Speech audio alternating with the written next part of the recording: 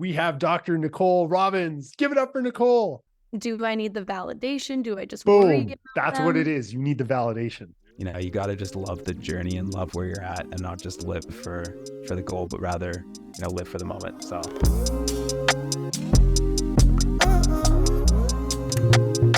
what up, everyone? We have a special guest. We have Dr. Nicole Robins. Give it up for Nicole.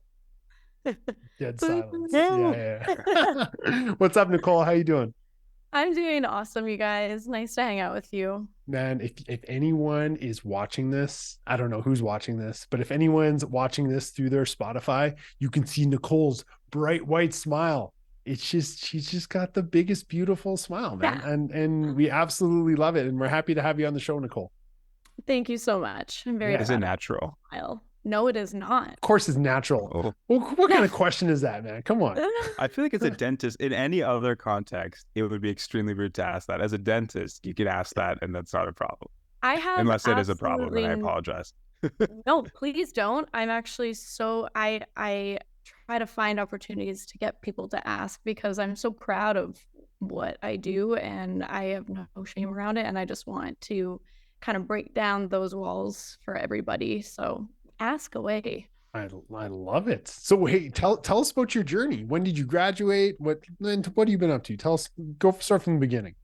All right, journey as a dentist. Yes. Or the patient. No, both. It all plays a part. So I graduated from the University of Alberta in 2021. So I was a COVID baby. It was interesting to graduate at a time where there was, we all know this, but among the profession, other dentists seemed to be very dichotomous with the golden days are over and we have new rules in place and I don't want to deal with them. And, the young, thriving, not always young, sorry, young in career, meaning, Be careful what you say. I'm not editing it. All right.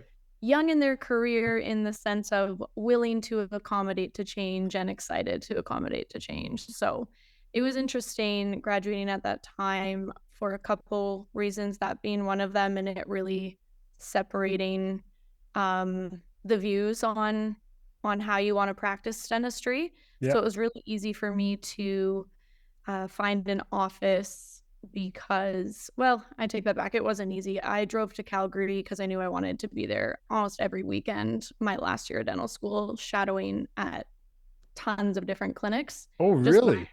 Yeah. So like, how did you like set all this up? Like you found some clinics that you wanted to work at and you just called them, be like, hey, can I come shadow? Pretty much, the same way I set up how I became Dr. Gordon Chee's mentee, I just cold called. Oh, really? I knew I wanted to be in Calgary and I knew I didn't know anyone here. So I just searched around and said, who do I like? Whose work do I like? Who do I look up to? And that's how I found my mentor. And that's also for the clinics. I would just email or call and say, hey, are you cool if I just stop in and see what you guys are up to? And usually it wasn't a job interview. I just was going as a student wanting to shadow, but it would often lead to job opportunities. And then I had lots of options. But I pretty much just based it on what the environment felt like in the clinic and where I felt comfortable and where I felt that I could be myself to grow as a clinician. Because I already know who I am, but I don't know who I am as a dentist. And I knew there was a lot of work to go there. So that's why I did that. Man, like Akil's in fourth year. Akil, do you have the guts to call dentists and be like, hey, can I come shadow you? Guts, maybe time, no. I don't know how you found the time with like. I probably should have been studying for the licensing exams. And I look now and I'm an 8-hour girl. I need my 8 hours of sleep or I'm a little bit snippy. But I made it work then. It's crazy what your body can do when you have a certain vision. I think we've all experienced that. So I just knew that where I ended up was really important to me. So I just didn't sleep a lot and I would the way our fourth year worked was a little different than other years as well. And we were in school for an additional, April May, June, July, an extra 3-4 months. So we didn't actually leave the clinic until June, like end of June, which was a problem for people doing specialties and going to the States and such. But it allowed our clinic to be spread out over a longer period. And we did all of our lecture material in year 3 when COVID hit. And so then we basically in year 4 just had a 9-to-5 job that we didn't get paid for. So you graduate, or so before you graduated, you're volunteering, or not, I guess, mentoring, shadowing. That's the word I'm looking for. You're shadowing at all these different clinics. You come across Gordon Chi, and who doesn't love Gordon? He's just the most mild mannered superhero. He's like Clark Kent, and then like Superman comes out in his work, right? So he's like the That's definition so of just good. super Yes. chill You dentist. just nailed it. I feel like everyone struggles to describe him because they never really know what to expect. Yeah. And I'm proud of him. I feel like he's just starting to put some videos of himself instead of his work on his Instagram, but Mhm. described it very well. Yeah, you have to tell him that tomorrow. I want Yeah. him to be my friend. I've been trying to Yeah. be his friend, but he's not really the type of guy to be like, "Hey, let's go grab a Negroni, Gordon Chi," and he'll be Oh, like, he loves, I'm busy, Nikki." He does have 3 kids, and Yeah. him and his wife spend lots of time prioritizing that. So that's beautiful to see. And he still Totally. manages to pull off all the dentistry. So. Oh yeah. So what drew you to Gordon? What drew me blindly without meeting him was his work. Same reason that his patients find him, really. They're searching through his portfolio online, and he has a very unique, distinct look, and not a lot of dentists doing natural looking things. And I liked the natural look of him and his ceramist work. So, and then obviously his photography is stunning, and I didn't know it at the time, but it makes so much sense now that he had a love for photography way before dentistry, and then he brought his photography into dentistry, and that's what sets him apart. That's why he's able to capture things in a way that's not so clinical and cold. How'd you narrow it down to aesthetics as the area you wanted to focus in on? It's not the only thing I do still, because I am still fresh in my career. I definitely want to have everything under my belt, but I'll take it down the path of when I first started at the clinic that I'm at outside of Gordon's practice is a very family style comprehensive based clinic. So I was in there 6 days a week, just grinding, doing literally everything. And my problem is that I actually genuinely like to do all of it, but I was getting exhausted, and I don't like not being really good at something. So the amount of time that it took to get good at orthodontics, for example, that was an entire year where I did intensive one-on-one training to be able to take on those harder cases. And I did that because there was no other CE really available during the COVID times. How did you do one-on-one training? Like, what does that mean? We did Zoom, and we did the clinch checks together. And because of Gordon, I had good photography, and I would share all the photos. And then I would take videos of the patients talking in their functional. So you just you found out like an orthodontist mentor, or what do you mean? Oh, so it actually, Gordon knew him, and he would help out with some cases at the office. And then, Gordon's got his path down. He has all of his full mouth restorations and all that going.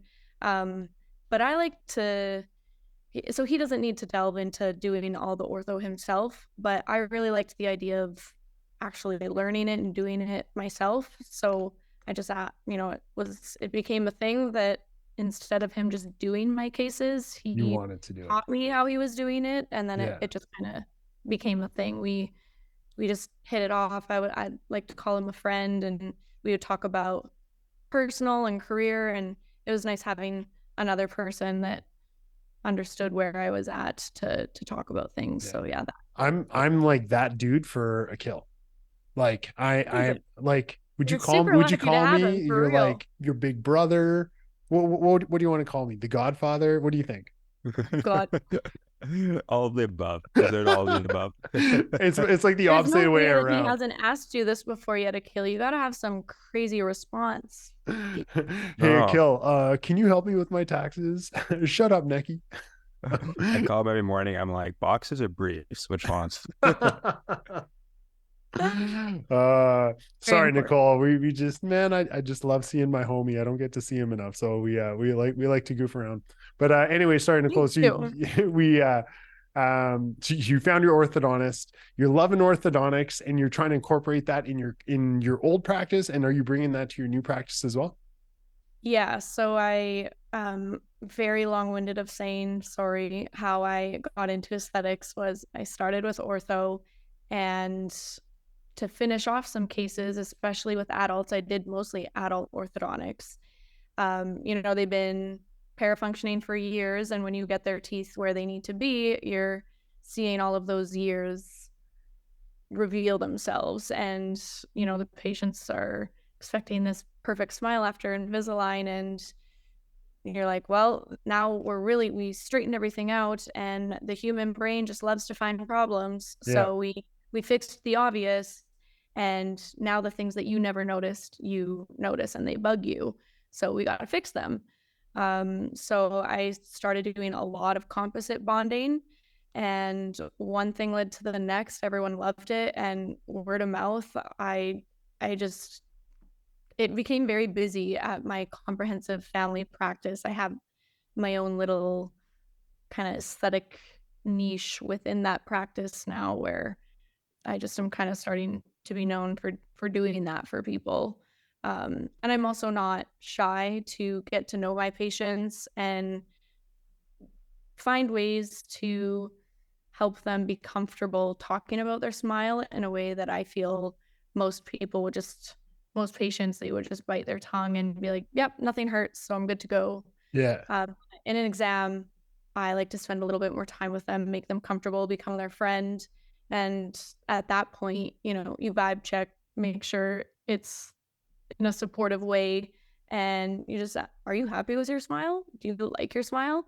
And if there are things that I see that I would definitely fix, but their response is, I love my smile, then that's where it ends. They love their smile. It's not functionally needed.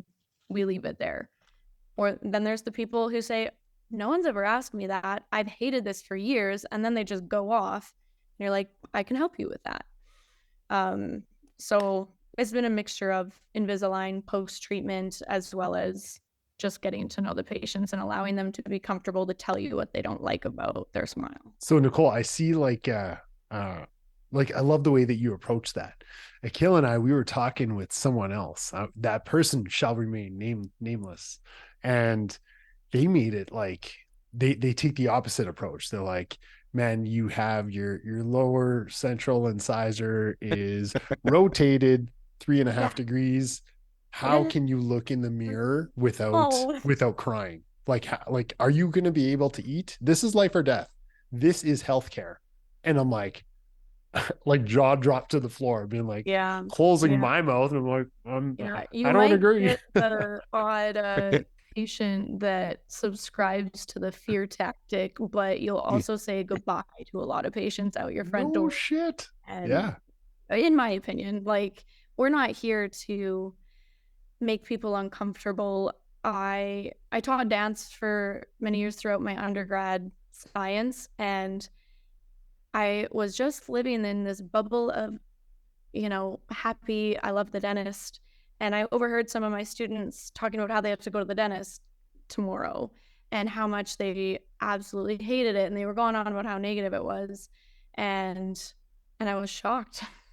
I loved Yeah. the dentist growing up, but I also am very lucky, and I have never had a cavity in my life. So it was a very easy experience for me. So I know that that's, What?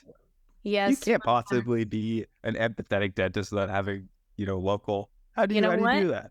I probably maybe wouldn't have had as much empathy, but I did go through 3 years of Invisalign and then all of my 10 veneers on the top. So it was all optional. Okay, so you know what Invisalign you know wasn't what really it's like. optional. Yeah. So why, I've always been curious of this, and I hate to ask this question being from Toronto because it's going to sound like the most Toronto question, but why not Where's Hey, Alberta? you're gonna have to win me over for Toronto because it's not my favorite place in Canada because I do feel like it's very busy and superficial, but I know I can be proven wrong. But you can still ask me this Well, question. I'll withhold judgment. I mean, those two things are not exactly wrong, but it depends where you go. It depends You on the gotta pockets. find the If gems. Yeah. yeah, like we took Necky to Kensington Market. That's super authentic Toronto. Dude, that There was was no wicked. Eating superficiality there. Jamaican patties, that was wicked. But yeah, I and then Yeah. haven't been also in like on the other 8 hand, years. So Christina's like, Nikki, you wouldn't cut it in Toronto. You just get too excited about sitting in an exit row on an airplane. And I'm like, man, that's the best seat in the house. you would Anyways, just be at constant overwhelm. Okay, so Yeah. when you're deciding on where to go after Alberta, why choose Calgary over a place like Toronto, where, stereotypically there's a lot more of the superficial work that's needed in order to, kind of do a lot more cosmetic dentistry. So Right. why pick Calgary over Toronto? I grew up in a small town outside of Calgary, so cities actually scare me. I'm not a city girl. I love quiet and residential, so there's just lifestyle factored into that. Toronto stresses me out. I walk down the street and I just feel very uptight. yeah, I get that. Yeah, so there's that. My family's in Calgary and I'm very close. My sisters are my best friends. We're all super close. And so I wanted to be close to them and my parents. I adore the mountains. I danced so much growing up that I never really got to take advantage of them. Love my parents. They were just doing what was right according to the teachers. You're not allowed to do any winter sports because you might hurt yourself for this show. So anyways, the first time I skied, another fun fact, I was like 19 and my dad took me on a double black diamond because he's like, you're athletic, you can handle it. I didn't handle it. I tumbleweeded down the entire mountain and I cried and I had nightmares about falling off a mountain for 2 months. Then I tried again. Now I love it. So now I'm at the phase where I love it. So I wanted to be close to the mountains. And also Alberta is just really good for dentistry. I like our standards and yeah, I wanted to be close to home, I suppose. But I also graduating didn't really know how much into aesthetics I was going to be. I had already been influenced by Gordon at that point, but I loved everything. I actually almost applied for pediatrics or endodontics specialty, which is hilarious because those are my Yeah. two The favorite. opposite of cosmetic dentistry. The Yeah. opposite. I actually love working with kids. It's super rewarding, but it is so much energy because you have to be a magician, an entertainer, you have to do dentistry in like an eighth the speed that you could get away with on an adult, and you have to be a lot. So I I met tell you, my pet peeve is when a pediatric dentist talks to me in their yeah. baby voice. And I honestly just want to die every time I hear that, because I'm like, I am not your patient. Don't talk to me like a That's use that funny. voice. Maybe That that voice, explains it. but Maybe that voice it doesn't. belongs, that like if it's not a child in front of you or your Yeah. partner, that voice does not come out. It can't happen. It can't happen in a professional setting. And it just drives me Yeah. nuts. I But bet you they're like, I'm in clinic, so I'm in pediatric mode. And then maybe it's less energy for them because that's just their alter ego that they don't have to work towards. So it's not you, Akil. You don't look like a child. You look like a It's child. not you, it's them. I do act like one. So That's good. That's awesome. So Nicole, tell me, why do you want to work on the most pickiest 9 or 10 out of 10? Like, hey, what about this little spot here? Like, what about that sounds enticing to you? Because to me, that sounds like a nightmare. Yeah, other dentists hate it, which is why not the only reason why I love it, but it's a challenge and it keeps it exciting and unpredictable. And it really comes down to the patient's personality. And that is very broad spectrum. So I like the change that it provides, and I like being able to be that dentist that can overcome that.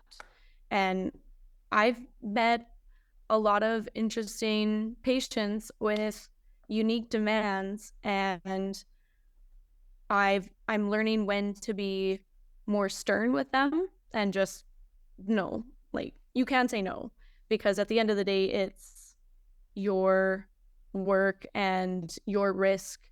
So I don't say no to treating them. I don't dismiss them, but I'll just tell them that they're being unrealistic. And I've never had anyone be like, get upset with that. They're like, I respect that. Thank you for telling me.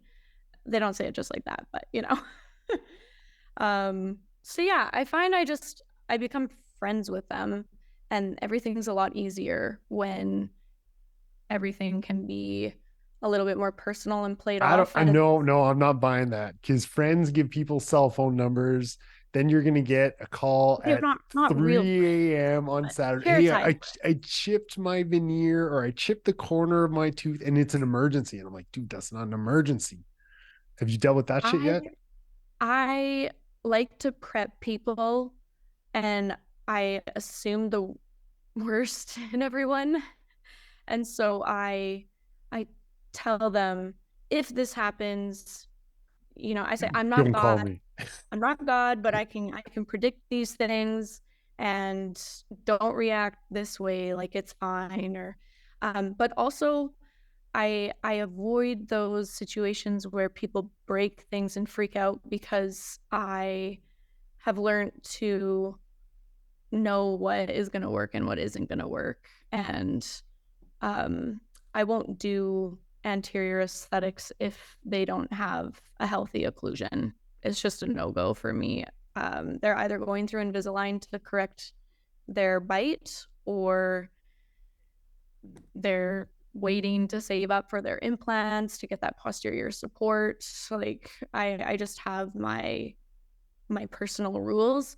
And that's also why I do a ton of Invisalign, because people, if they want their dream smile bad enough, Yeah, they'll go through the Invisalign, totally. and a year goes by like that. So I'm a little stern with what I accept. And please, knock on wood, do not jinx me. But had I've had a few patients chip things here and there, and this is in the earlier stages when I took on things that like I knew were a little riskier, and I shouldn't have been letting the patient pull me around. So there's definitely that learning curve, but I think because I got into Invisalign so quickly, I wasn't shy to understand when a bite isn't going to work and when it's going to put your fillings at risk. So yeah. So Nicole, what in particular makes a good cosmetic dentist? Because I've shadowed cosmetic dentists. I know cosmetic dentists. I'm friends with cosmetic dentists, and I still have no idea. Is it patient management? Is it your ability to prep a tooth? Is it communicate with the lab? Is it, you know, using some sort of like dental spidey sense to look into the future and see what, you know, is going to lead to what? What does it mean to, how do you refine a skill that you can't really define, or I can't really define yet? Fair enough. I feel like I'm not in the position to say this is what a cosmetic dentist is, because I wouldn't consider myself one. I just really enjoy aesthetic dentistry, and I still do all the other comprehensive dentistry. I still do surgery, root canals. I just have a strong liking to aesthetic dentistry, and that's what I showcase on my Instagram, for example. I just don't put the blood and guts up there because nobody wants to see it. Other dentists do, but my doctor Instagram is for my patients. But so yeah, I wouldn't say like I am a cosmetic dentist. I know what it takes, not at all. But what I see looking up to dentists who do a lot of cosmetic dentistry and have been doing it for many years, and my experience talking with patients, is it's a combination of all the things you listed. You have to have all of it to be good. You definitely, if you're doing a lot of porcelain, your ceramist and your communication with your lab is huge.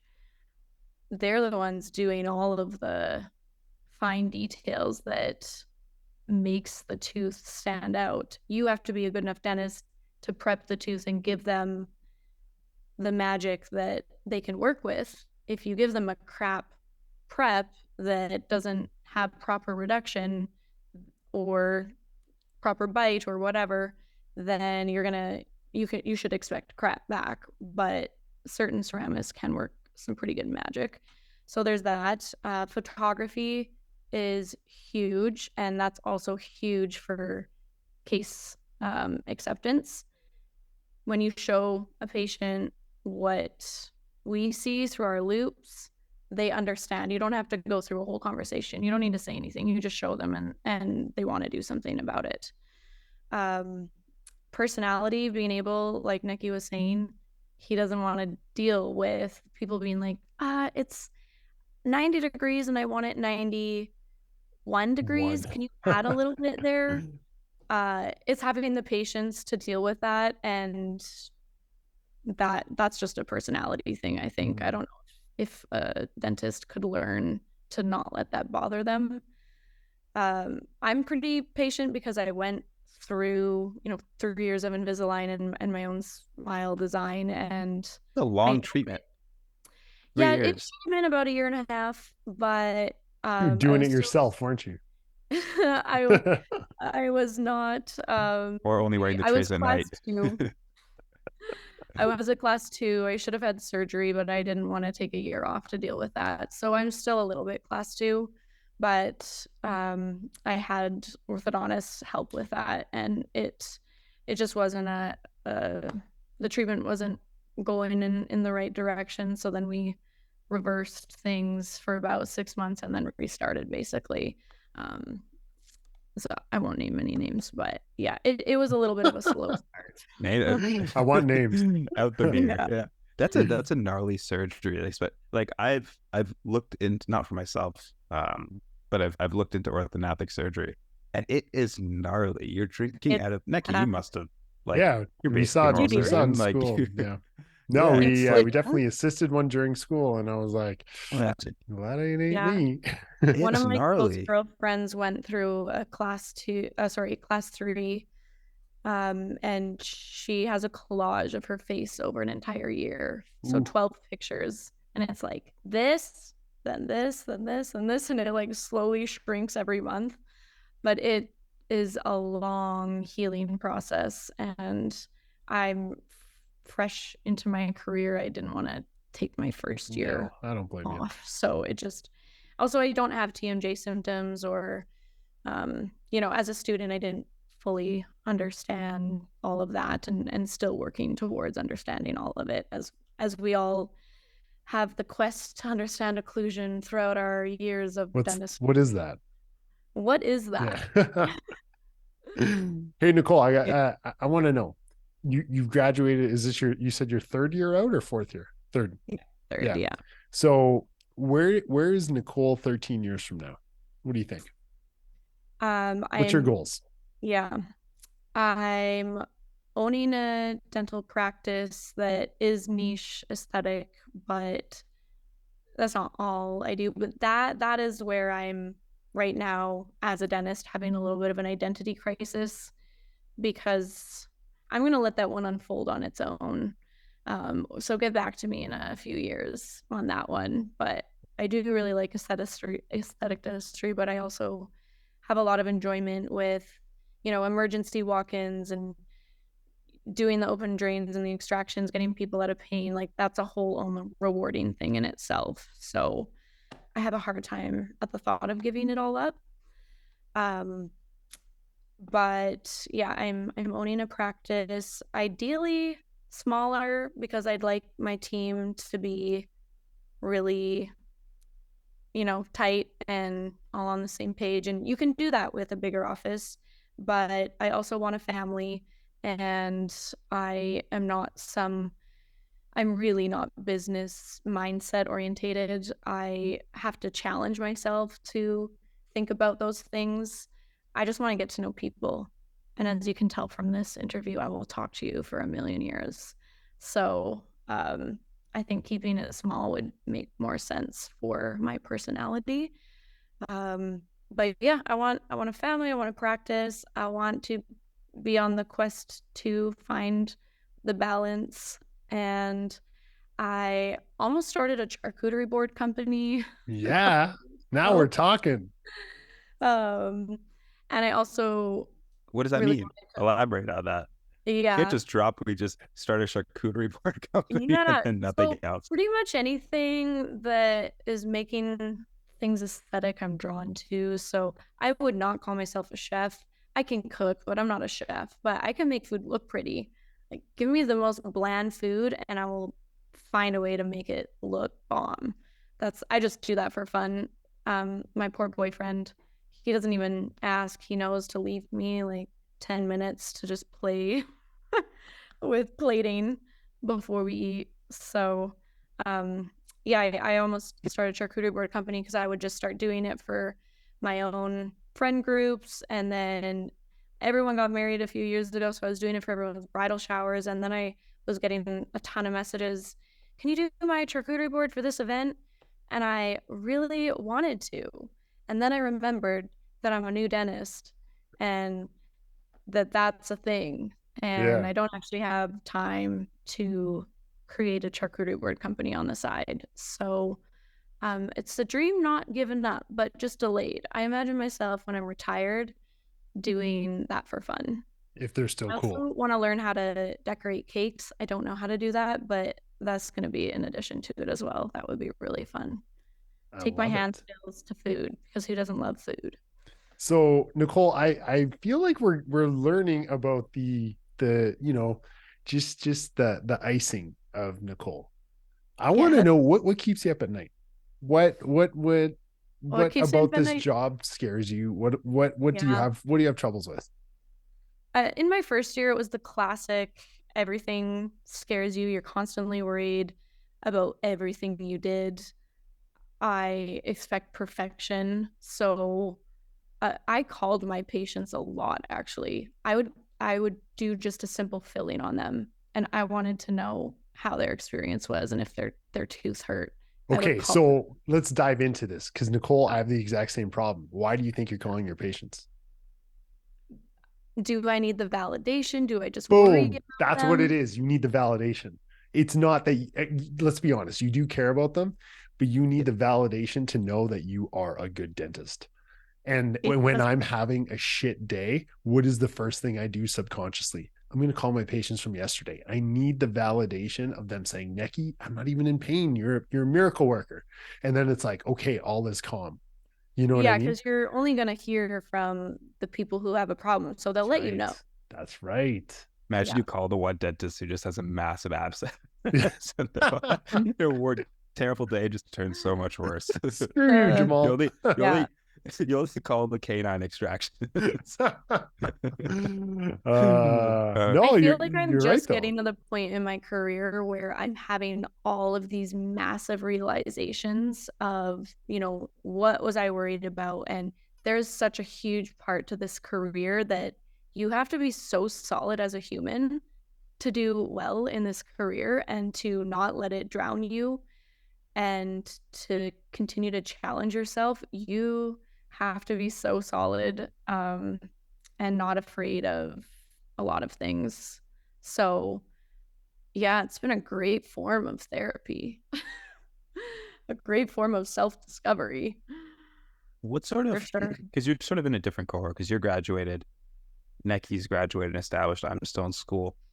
What trend are you seeing, both of you actually, in the, maybe not just in the field of dentistry, but yeah, let's focus on the field of dentistry when it comes to, I don't want to call it work-life balance, but it seems like, at least in Toronto, there's this trend where people's day is more occupied by things outside of work than things inside of work. Yep. So I'll give you an example. I go to this workout class, right? People don't only go to the workout class, they spend 3 hours at the workout, at the gym after they finish the workout class, because the gym has this, socializing area, or like they call it a tonic bar. And same goes for anything. If there's an organized sport, or I like to go to the sauna, there's these things that just occupy your day now, and it's almost like our self identity is going away and moving away from work and going towards hobbies. And I'm not sure if that's just Toronto, even just my like postal code, if you guys are seeing that too, but people's work is becoming less and less important. Do you guys see the same? What do you think, I Nicole? would You say, guys like there's nothing else to do. I'm like, we're in Berta, man. There's nothing here. yeah. I would say I noticed it a little bit less than you per se, but I also feel like I've just been very selfish over the past year or two, and I'm not paying any mind to what anyone else is doing, unless they're a direct influence in my life and I'm trying to learn from them, or I look up to them and I'm like, damn, they did this much in a day and are calm about it. So I feel like I'm trying to notice the people who are more efficient with their time, because that's something I aspire to do, because I'm someone who would probably get caught up at the tonic bar because I love talking to people and I would get engulfed in that. So I'll always have that, but I'm kind of looking more towards people who can be a little more efficient, because I do want to be an owner one day and I need to learn efficiency. So but I would say after COVID, I think that people in general did have a very large shift in mindset of what's important to them. And they're spending more time at home with their families, and they have to fill their time with activities. And if they realized they weren't happy with their partner or their home life, or realized that, oh, what do I have to do? I actually don't have any hobbies. And I've been spending 20 years as career, they maybe it was a wake-up call for them. And so people tend to react very strongly, and I would predict that because humans forget things so quickly, that it'll probably pendulum swing back the other way in another few years, and then we'll have to relearn all of this all over again. But that's my take. I hope COVID doesn't pendulum swing back here. Let me tell you. No kidding. Everyone is sick right now. Literally No everyone I kidding. know is sick. Right So it's now, like more a new people are strain. sick now than during Yeah. COVID, and Yeah. it's worse. Like, we all had COVID. With all due respect to the people that actually got really sick from COVID, I'm sorry, but like, man, I had the sniffles, and I was like, COVID, sweet, right? And now people have COVID or the flu or the RSV or whatever it is, and it's like COVID times 100, and people are Yeah. off work for like 3 weeks, man. Yeah. And all different, typically it's just the kids going back to school, but it's all age groups and variants of social interaction Totally. levels. Yeah. I had a rough go. I barely ever get the flu or the cold, like maybe once a year. And last year I had strep, which I've never had in my life, 3 or 4 times. I had shingles. What? Yeah, I got shingles. It wasn't that bad. It was like, it kind of felt like a phantom itch. It didn't really hurt. I was lucky, but it's still, I technically had it. And I was like, what the heck? And I had the like pretty nasty stomach upset flus a couple times. And I still don't really know exactly what it was. I think I went from COVID sanitary bubble and lost all my immunity to going on planes for work CE every weekend, taking my masks off around patients to talk to them because being face to face is kind of nice. And my niece is 2 years old and went to daycare and is just a goblin. Love her so much, but Man, kids transmit it to everyone, right? yeah. So for me, I think it was a combination of things, but also it did force me to take a step back and be like, okay, Nicole, you are trying to be at a place where a 30-year practice dentist is at, and it's okay if you're not there 3 years out. And I still have to remind myself that every day. I'm just very aggressive. I can't help it. Well, I think we all just we all want to get to the destination, but we all have to understand that once you get to the destination, you're gonna miss the journey, and the journey is what we all want, right? And it's so hard to say, what exactly, because you even said, I asked you, do you know what the destination is, and you don't. And I don't know what the destination is either, because I like just rolling with day to day. And as new opportunities come, you're like, yep, I'll do that. Yeah. Right. Yeah. No, and that's fun. And I consider that part of the journey. And Nicole, I think you're well on your way. You have a phenomenal mentor in me and Akil here, and Gordon as well. But no, I actually have a really good point to what you just said before we wrap up. So I was on the subway today after clinic. Yes, I take the subway. And I was on the subway. Your immune system's probably bomb. And yeah, no, for sure. It's there's definitely something everywhere on that subway. But I'm on the subway and I'm riding it, and my stop is one stop after Union. If you live in Toronto, Union's the main station, sort of our Grand Central. Getting to Union Station, and I hear next stop, Union Station. And for some reason, I had this flashback, probably because I'm reading this book called The Gap and the Gain, which focuses only on, thinking and talking about your positives and how far you've come rather than how far you have to go, because that actually helps in getting you, further. And I heard, next stop, Union Station. And I had a bit of a hellish patient right before, and I was pissed off taking the subway. And I immediately remembered when I used to go to my prep classes to do, at the time it was the MCAT, because I wanted to go to med school. But I remember hearing that exact same noise on that exact same subway, because I used to take it every single day going to my MCAT prep course, and just thinking to myself, wow, when I get into professional school or when I get into something, and I was so hopeless at the time, like there was zero chance I was getting in. I was like, everything is just going to make sense, and everything's going to be so easy, and everything's going to have worked itself out. And it was just one of those moments where I just kind of had to take a step back and just realize how lucky I was or how lucky I am to be in the position I'm in, and how, now I'm like in that position, and my destination's, 10 years ahead of me. And in 10 years, it's going to be 10 years ahead of me. So it's just, Neki hit the nail on the head, which is, you got to just love the journey and love where you're at, and not just live for the goal, but rather, live for the moment. So that's all I did say. That was I love that, man. That was wicked. That was awesome. I had a couple people in my life that taught me to not look for external factors or, goalposts being the dictator of your happiness, because you'll just never be happy. Excitement, dopamine, it's released when we think about the thing that we think is going to make us happy. And then when you get to that thing, it lasts for a second, and then you're waiting. You're on to the next thing. So there's scientific proof in it right there. But there's been, it's beautiful when you can take a step back and realize moments like that.